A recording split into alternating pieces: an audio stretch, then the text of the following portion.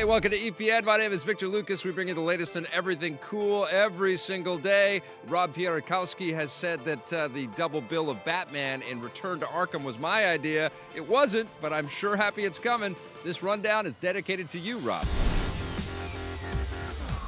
We've had our first glimpse at the new Final Frontier. It ain't much, but yesterday CBS gave the world its first video taste of the brand new Star Trek series that's debuting next year on the network and its streaming service, CBS All Access. The show, as we know, will be filming in Toronto, and the teaser teases that there will be multiple crews to follow now, as well as new enemies, heroes, and worlds to discover. We also get a glimpse of the new Star Trek logo, which does appear to be a little darker in tone than previous iterations, but is still modeled to look similar to the 60s era Star Trek logo. The timeline of the shows has not been confirmed, but judging by the logo and the use of the classic Star Trek musical theme, we'll be surprised if it doesn't fall in somewhere between the original series and the next generation.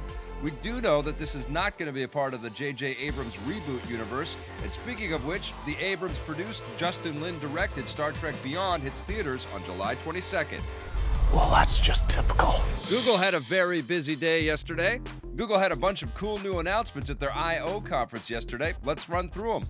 Google Assistant is kind of a Siri competitor, but it's much quicker at voice recognition, smarter, and better at understanding commands, and it was proliferate through all of Google's new product and software announcements. A new device that employs Assistant is Google Home, a sophisticated AI-driven speaker similar to the Amazon Echo. You can speak to the device and have it work with home automation and your other Google devices, and it has a lot of customizable options so it can blend into any interior.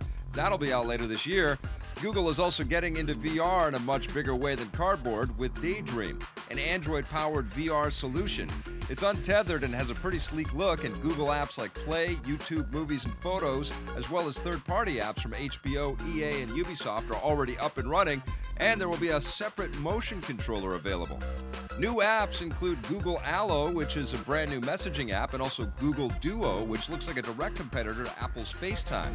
Of course, Google's working on a brand new operating system currently called Android N that'll be much faster and, importantly, feature many more emojis. And Android Wear 2.0 is getting a bump up with more compatibility across devices, better functionality, and less dependence on a cellular signal, and cool new gadgets like a wearable keyboard. Nice stuff, Google. Can't wait to play with all of your wonderful toys. Are you ready for some more Marvel Mania on Netflix? The Marvel Netflix team-up is resoundingly successful, so the rumors of more are deafening. After the awesome Daredevil and Jessica Jones series, we still have Luke Cage and Iron Fist on the way, and the standalone Punisher show now, as well as the Defenders team-up series. But now, Moon Knight, Blade, and Ghost Rider might be the next heroes to join the Netflix party. Ghost Rider had a crazy couple of films starring Nicolas Cage, so it'll be interesting to see how an effects-heavy series based on the character can distance itself from the previous incarnation, as well as work with the gritty, realistic vibe of the current Netflix heroes.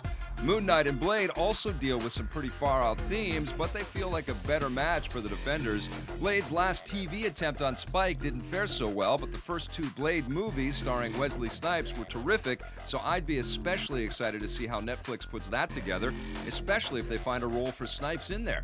As for Moon Knight, this is a quirky, metaphysical, Egyptian-flavored nighttime vigilante with serious split personality issues that shares some similarities with Batman. In other words, he's perfect for the increasingly crowded Netflix Marvel neighborhood. Also, to get an idea of your streaming capabilities for all of these awesome shows headed our way, Netflix has created the deadsimplefast.com. Just type that in and boom, your download speed is blasted right at you. Well, look who's back in the game again. Microsoft has sold Nokia to Foxconn for $350 million, and Nokia will enter the smartphone biz again, as it appears like Microsoft is exiting, at the product level anyway. Nokia announced on its site that consumer demand for Nokia-branded gadgets is still very high, so they partnered with a newly founded Helsinki-based manufacturing company called HMD to create Android-powered phones and tablets.